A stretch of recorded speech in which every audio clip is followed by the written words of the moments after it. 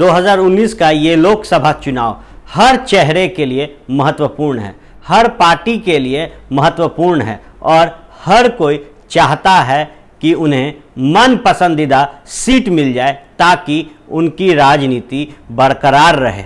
नमस्कार, स्वागत है आप सभी का बिहार के डिजिटल क्रांति के पायनियर और number 1 digital channel news Bihar में। न्यूज़ बिहार लगातार आपको बिहार की राजनीति से जोड़ रहा है। ऐसे में चुनाव के नज़दीक आते ही कुछ लोकसभा सीटें बिहार की ऐसी है जो हर घटक दल के लिए सरदर्द बन गई है। जी हाँ, एक सीट है और एक ही गठबंधन में कई ऐसे चेहरे हैं जो अपनी दावेदारी को एक सीट पर पेश कर रहे हैं और खतरे में है कई शख्सियत की राजनीति। बात अगर हम करें नवादा सीट की तो यहाँ से गिरिराज सिंह सांसद हैं भाजपा के टिकट पर। खैर, अब इस सीट पर अपनी दावेदारी पेश कर रही है एलजेपी और अपना उम्मीदवार वो उतारना चाहती है सूरजभान सिंह की पत्नी वीणा देवी को।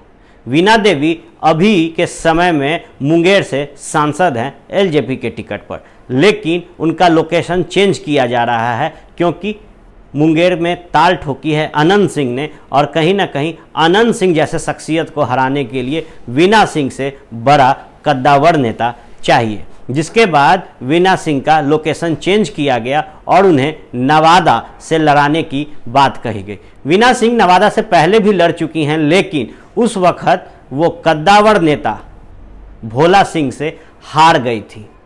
अब जब एलजेपी मुंगेर की सीट से हटाकर वीणा सिंह को नवादा भेज रही है तो गाज गिर रही है गिरिराज सिंह पर, क्योंकि गिरिराज सिंह का लोकेशन चेंज किया जा रहा है और उन्हें कहा जा रहा है बेगूसराय से लड़ने के लिए। खैर, गिरिराज सिंह एक ऐसे शख्सियत हैं जो लगातार हिंदू प्रचारक की भूमिका निभाते हैं बीजेपी में। वो मुखर होकर हिंदुत्व पे अपनी बात को रखते हैं और यही कारण है कि उनकी सीट कहीं ना कहीं खतरे में लग रही है, क्योंकि एक ऐसा चेहरा जो नवादा में काफ़ी समय तक काम करा है, नवादा की जनता उन्हें पसंद करती है और जनाधार की बात करें तो बेगूसराय में उनका जनाधार कमज़ोर दिख रहा है। ऐसे में ये जो नवादा की सीट है ये सरदर्द बन चुका है एनडीए का।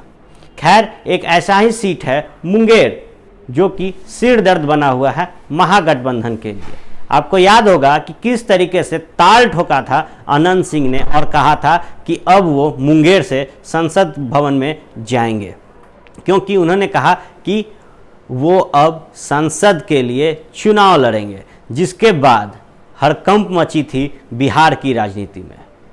कांग्रेस के बैनर तले अनंत सिंह ने काफ़ी रोड शो किया और अभी भी वो लगातार कांग्रेस के बैनर तले कई बार जनता के बीच में जा चुके हैं। मीडिया से बात करते हुए उन्होंने कहा है कि कांग्रेस के टिकट पर वो चुनाव लड़ेंगे। खैर, कांग्रेस घटक दल है महागठबंधन का और नेता प्रतिपक्ष की जो भूमिका निभा रहे हैं वो हैं आरजेडी से तेजस्वी यादव। तेजस्वी यादव ने खास तौर पे कहा है कि bad elements are not allowed. कहीं ना कहीं उन्होंने साफ संकेत दे दिया है कि अनंत सिंह महागठबंधन का हिस्सा नहीं है। ऐसे में आरजेडी ने मुंगेर से जिसे अपनी दावेदारी में रखा है वो आरजेडी के पूर्व एमएलसी हैं राम बदन राय। खैर, राम बदन राय ने एक बात साफ तौर पे कह दी है कि अगर अनंत सिंह को टिकट मिलता है तो वो अनंत सिंह के लिए प्रचार करेंगे। वहीं अनंत सिंह ने कहा है कि अगर महागठबंधन से आरजेडी राम बदन राय को टिकट देती है तो वो राम बदन राय के रथ पर सवार होकर उनका प्रचार करेंगे। ऐसे में एक ही घटक दल के दो अलग अलग उम्मीदवार इस सीट पर अपनी दावेदारी पेश कर रहे हैं और कहीं ना कहीं ये आरजेडी के साथ साथ पूरे महागठबंधन के राजनीतिक समीकरण को उथल पुथल कर रहा है। बात करें दरभंगा सीट की तो इस सीट से उम्मीदवारी कांग्रेस भी पेश कर रही है और आरजेडी ने इस सीट पर जिसके वादा किया है वह है विकासशील इंसान पार्टी के राष्ट्रीय अध्यक्ष मुकेश सहनी। मुकेश सहनी दरभंगा सीट से लड़ना चाहते हैं। वहीं कीर्ति आजाद इस सीट से 3 बार सांसद रह चुके हैं भाजपा के टिकट पर। खैर, वो बागी हो गए और लगातार भाजपा को कटघरे में खड़ा कर रहे थे, जिसके बाद उन्होंने कांग्रेस का दामन थाम लिया।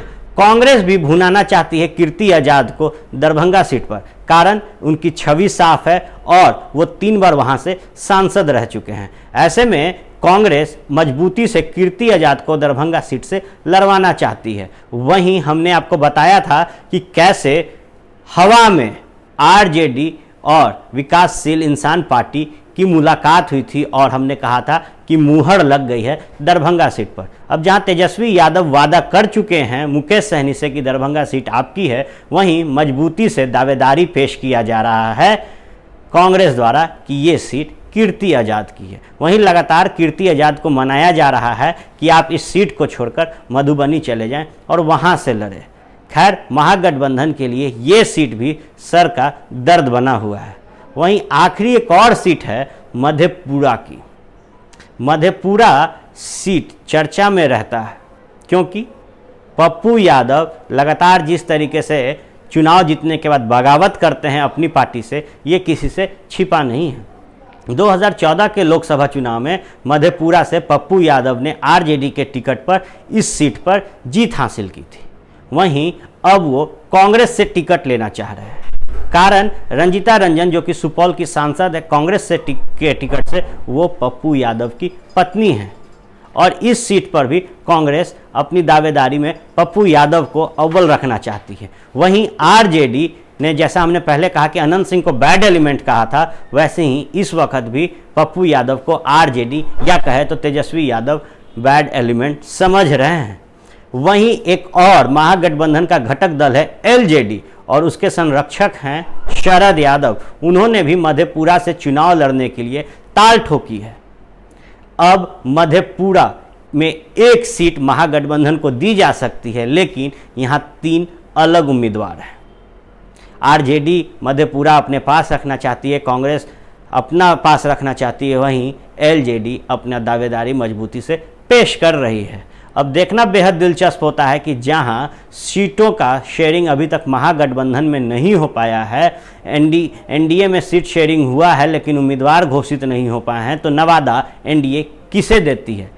ये एक बड़ा फैसला एनडीए को लेना है एक सीट पर, लेकिन माथे का दर्द 3 सीट बनी हुई है महागठबंधन के लिए, क्योंकि 7 घटक दल हैं और हर घटक दल अपना उम्मीदवार किसी न किसी सीट पर उतारना चाहता है।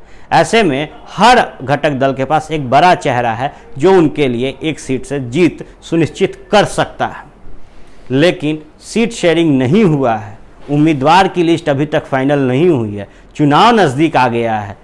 चुनाव आयोग ने डेट निकाल दिए हैं कि कब और किस चरण में किस क्षेत्र में चुनाव होंगे।